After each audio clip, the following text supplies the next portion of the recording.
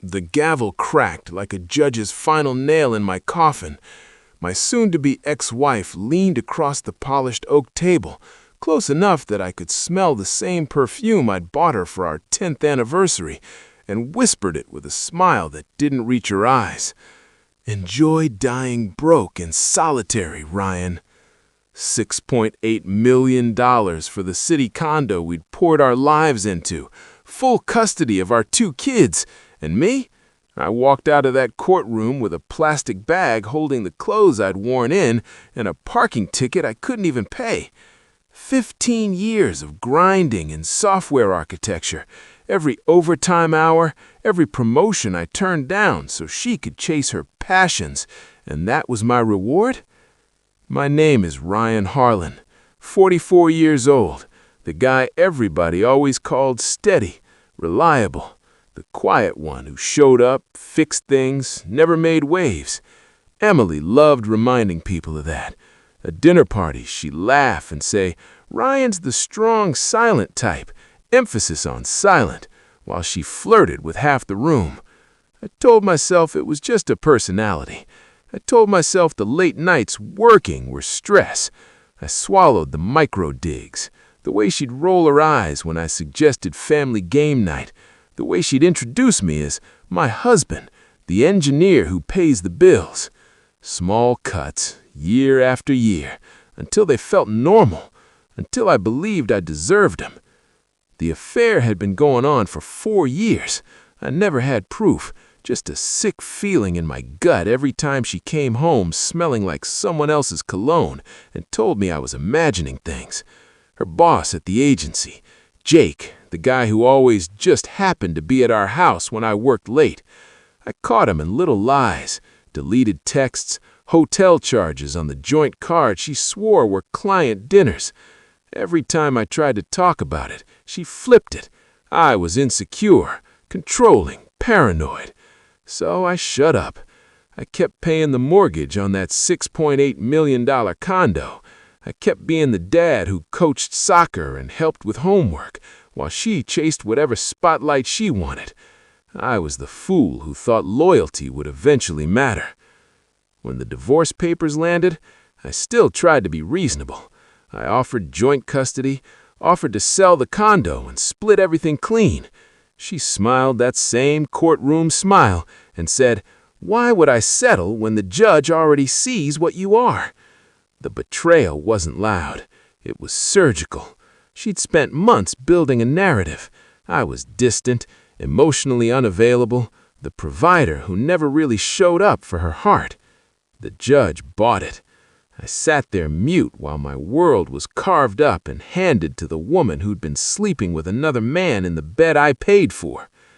I didn't yell. I didn't beg. Something inside me just went still. Like the moment after you drop a glass and watch it shatter, there's that half-second of perfect clarity before the pieces hit the floor. I signed every line they put in front of me. I hugged my kids goodbye with a lump in my throat so big I could barely speak, drove straight to my late dad's old homestead outside Whitefish, Montana, and let the silence swallow me whole. The place was a wreck. Dad had died 3 years earlier, and I'd been too busy keeping Emily happy to come out and deal with it. Roof leaked, pipes frozen, drywall sagging like it was tired of holding secrets. I spent weeks ripping it apart with my bare hands, sweat stinging my eyes, muscles screaming, nights so cold the kerosene heater barely kept the frost off the windows.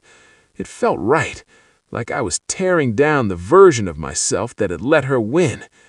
One afternoon, I was swinging a sledgehammer at the back bedroom wall, the one Dad had always said needed a little work someday. The drywall crumbled, and behind it was a steel door I'd never seen, flush with the studs.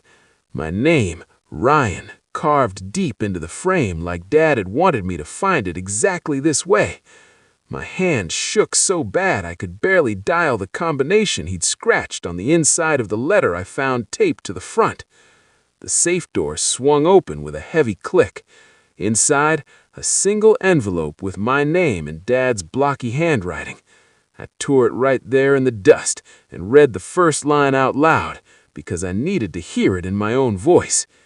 If these words reach you, everything unfolded as intended. The rest poured out like he was sitting right beside me. He'd known about Emily and Jake since the beginning, hired a private investigator the year my daughter was born because something in Emily's eyes reminded him of his own ex-wife, the one who'd cleaned him out and left. The PI had delivered photos, videos, hotel receipts, bank transfers, even recordings of phone calls where she laughed about how easy it was to keep the quiet one in the dark. Dad had kept every scrap. It was all on a USB drive tucked under the letter. But that wasn't the part that knocked the air out of me. Tucked beneath the evidence was a slim black notebook and a notarized trust document. Dad had never been just the broke Montana homesteader everyone assumed. He'd quietly built a tech investment portfolio starting in the 90s, early stakes in companies I'd actually worked with at my old job.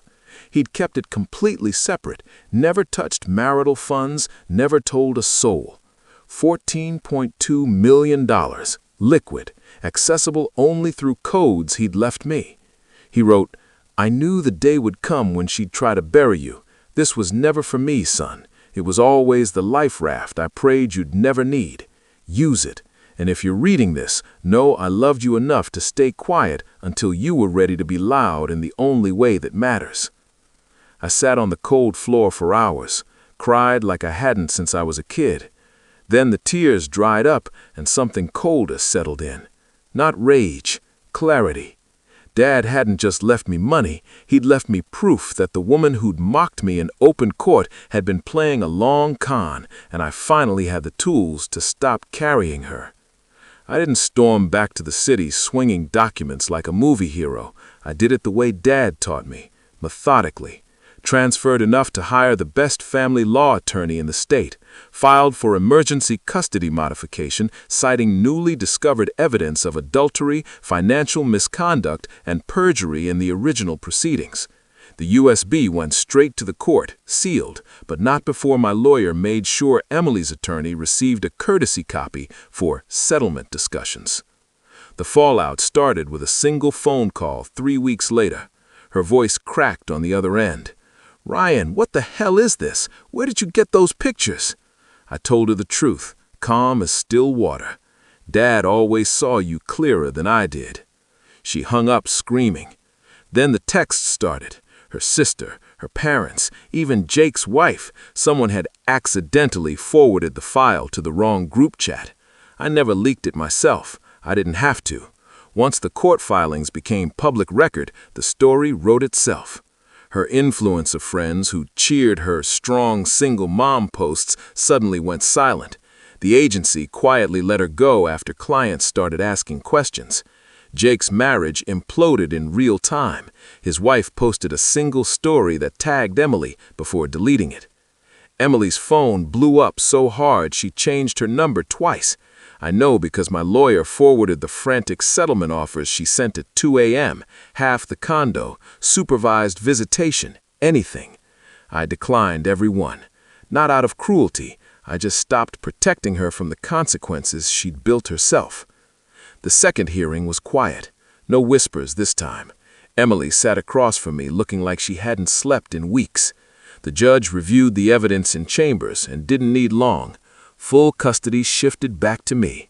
Child support ordered in her direction. The condo, financed on paper by funds she'd siphoned during the marriage, got tied up in the fraud claims. She'll probably lose it. I didn't gloat. I didn't send a single victory text. I simply packed my kids' things, drove them out to the homestead I'd finished repairing with Dad's money, and let the Montana air do the rest. They're thriving here. Fishing with me at dawn, laughing louder than they have in years. I sit on the porch most evenings, watching the same mountains Dad loved, feeling the weight I carried for 15 years finally lift. She thought the quiet one was weak. She thought dying broke and solitary was the worst thing she could wish on me. Turns out the worst thing was giving me the chance to stop shielding her from the life she actually deserved. I didn't destroy her. I simply stopped protecting her from the truth.